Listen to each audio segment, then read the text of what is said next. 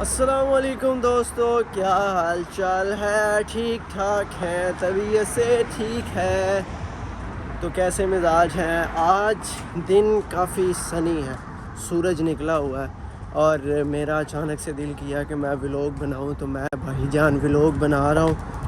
ٹھیک ہے، تو آپ سب کو پتہ ہے کہ ہم اپنے ولاگ کا آغاز کرتے ہیں تلاوت قرآن پاک سے. تو سٹارٹ کرتے ہیں تلاوت قرآن پاک سے. اعوذ باللہ من الشیطان الرجیم، بسم اللہ الرحمن الرحیم. انا نحن نزلنا الذکر وانا له لحافظون، صدق اللہ العظیم. تو اللہ پاک کیا فرماتے ہیں؟ انا نحن، بے شک ہم، نزلنا الذکر، اس ذکر کو نازل کرنے والے ہیں، وَإِنَّا، اور بے شک ہم، لَهُ لَحَافِظُونَ، اس کے محافظ ہیں. تو آج کی میری ویڈیو خاص طور پر حفاظ اکرام کے لیے. جب میں یو کے آیا تھا میں نے سٹارٹ ہی قرآن سے کیا تھا. میں آپ کو بتا ہی نہیں سکتا کہ کہاں کہاں سے کس طرح نے اللہ تعالیٰ نے ساری ضروریات کو پورا کیا ہے اور مجھے پتہ نہیں چلا. تھوڑے کام کیے، سیکیورٹی کا کام، KFC کا کام، ہیتھرو کا کام، لیکن میں نے جب قرآن پاک شروع کیا تو مجھے یہ اندازہ ہوا کہ یار اس کام میں بہت مزہ ہے. جو قرآن کو بھول بیٹھے ہیں، دیکھو میرے بھائیوں، ٹائم ابھی آپ کے پاس بہت زیادہ ہے. جو گزر گیا چھوڑ دو اسے، اس کو پڑھنا شروع کرو، اس کو دن میں ٹائم دینا شروع کرو. زندگی میں آپ کئی بہت ساری چیزوں کو ٹائم دے رہے ہو، اس چیز کو بھی اپنی زندگی میں لاؤ. میں یہ سمجھتا ہوں کہ قرآن ہی کی بدولت سے اللہ تعالیٰ نے آج اس مقام پہ مجھے لے کے آیا. میں یہ سمجھتا ہوں ہر کسی کی ایک اپنی اپنی سوچ ہو سکتی ہے، لیکن میری جو سوچ ہے، جو بندہ اس کی عزت کرے گا وہ بندہ سب سے آگے چلا جائے گا. سوچو اس چیز کو کہ ہم جس چیز کے لیے آئے تھے، ہم اس چیز سے کیوں پیچھے ہیں. دنیا میں آپ جہاں مرضی جاؤ، آپ کو کوئی روک نہیں رہا، بلکہ اسلام آپ کو خود اس چیز کی اجازت دیتا ہے. اسیروا فی الارض، ٹھیک ہے، دنیا میں سیر کرو جتنی آپ کر سکتے ہو، کھلی چھوٹ ہے. ٹھیک ہے، آپ کو کوئی لا ایسا نہیں جو روک رہا ہے. اللہ پاک نے قرآن پاک میں فرمایا تھا، میں پڑھ رہا تھا، هو الذی خلق لکم ما فی الارض جمیعا. هو الذی، میرے بندے، خلق لکم، میں نے تیرے لیے بنایا، ما فی الارض جمیعا، جو کچھ زمین میں ہے. تو زمین، اللہ تعالیٰ نے آسمان، ساری چیزوں کو بنایا ہی آپ کے لیے. یہ جو دماغ ہے اس میں پوری دنیا بستی ہے. اس کو کیسے یوز کرنا ہے، اس کو یوٹیلائز کرو، اس کو جانو. اگر آپ کوئی بھی کام شروع کرنا چاہ رہے ہو نا، آپ تب تک اس میں کامیاب ہو ہی نہیں سکتے جب تک آپ کو اس چیز کا علم حاصل نہ ہو جائے. تو دیکھا، علم آ گیا یہاں پر. علم کے بغیر آپ کامیاب نہیں ہو سکتے. ٹھیک ہے، آپ کو علم لینا ہے. کاروبار کس طرح کرنا ہے، علم ہے. لوگوں سے لین دین کیسے کرنا ہے، علم ہے. گاڑیاں کیسے لینی ہے، علم ہے. گھر کیسے خریدنے ہیں، علم ہے. لوگوں کے ساتھ کس طرح بات کرنی ہے، علم ہے. ٹھیک ہے، اللہ پاک قرآن پاک میں فرماتے ہیں، ادعو الی سبیل ربک بالحکمہ. رب کی طرف آپ نے اگر کسی کو بلانا ہے تو حکمت سے بلاؤ. ٹھیک ہے، حکمت یعنی کہ کسی کو آپ ایسے نہیں کہہ سکتے کہ یار اے حکم ہے اللہ کا، اے حکم ہے، اے انجی کرنا.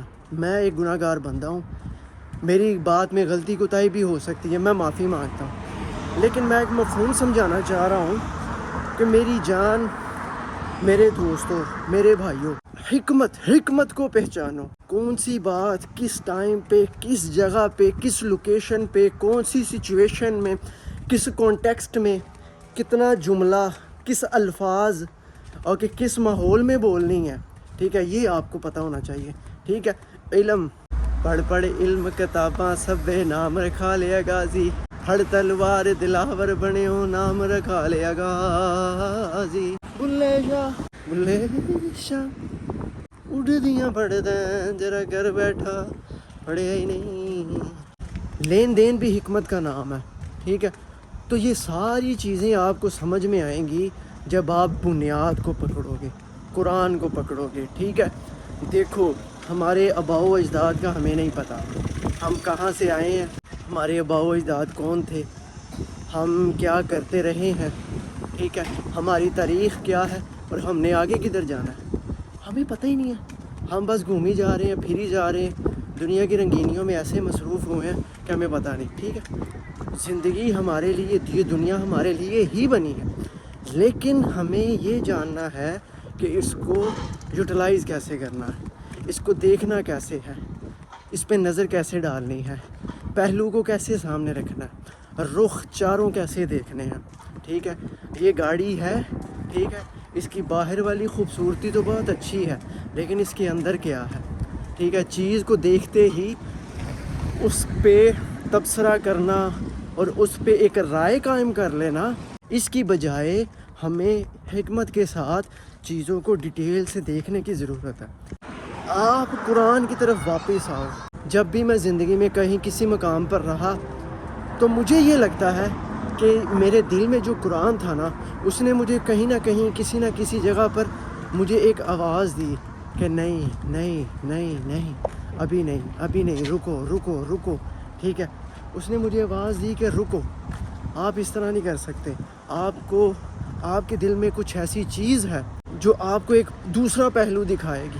میں رکا رہا، مجھے قرآن پاک بھی نہیں تھا یاد، ہمیں کہاں یاد تھا، ہم تو بس نان سیریس ہو کے قرآن پڑھتے تھے اور بھولتے تھے، غلطیاں ہوتی تھیں، سبق ہی نہیں تھا یاد۔ جب حفظ کیا تھا تو کب یاد تھا ہمیں قرآن، کچھ بھولے پڑے تھے۔ تو جب زندگی میں پریکٹیکل لائف میں آئے، چیزوں کو دیکھا، تو یہ ضرورت محسوس ہوئی کہ یار ہم اس طرح سے اپنے آپ کو ختم نہیں کر سکتے ساری زندگی۔ آخر کب تک میں اپنے آپ سے بھاگوں گا، آخر کب تک، کیا ڈیڈ لائن ہے، میں کب تک اپنے آپ کو مطمئن کرتا رہوں گا کہ نہیں میں ٹھیک کر رہا ہوں، نہیں، ٹھیک وہی ہے جو قرآن میں ہے، باقی سب ان ٹھیک ہے، ٹھیک ہے نا؟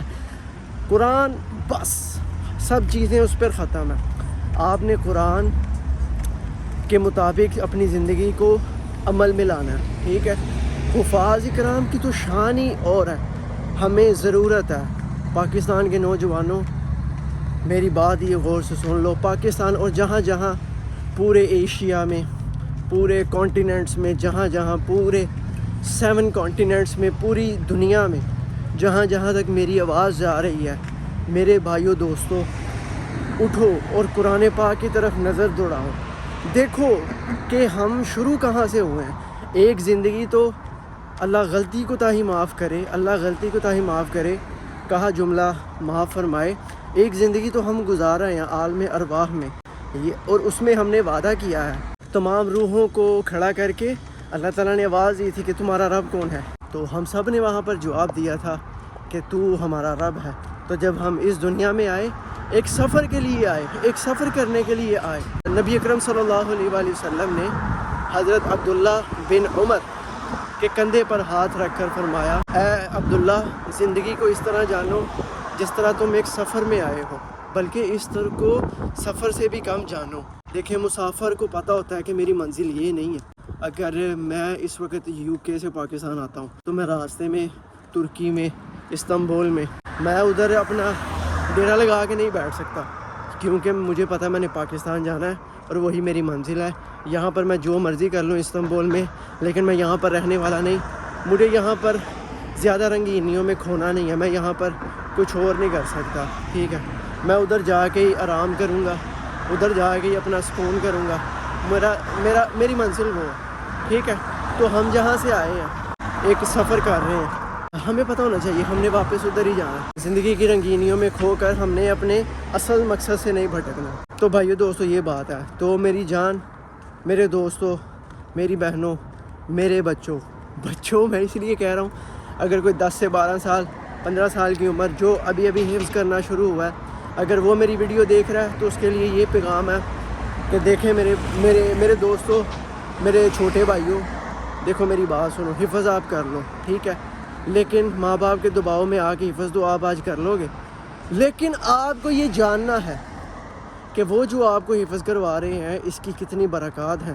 ایک تو ان کے سر پہ بھی تاج ہوگا قیامت والے دن، اور آپ کی شان ہی اعلیٰ ہو جائے گی یار. قرآن والا، ٹھیک ہے. ڈاکٹر اسرار صاحب سے میں نے بات سنی کہ جس کے دل میں قرآن ہے اور وہ اس کے دل میں یہ بات آ جائے کسی بلینئر کو دیکھ کر، ملینئر کو دیکھ کر، کہ اس کی کہ یہ مجھ سے بڑا ہے، اس کی قدر و قیمت زیادہ ہے، تو وہ اپنے دل میں رکھے قرآن کی قدر و قیمت سے واقف نہیں.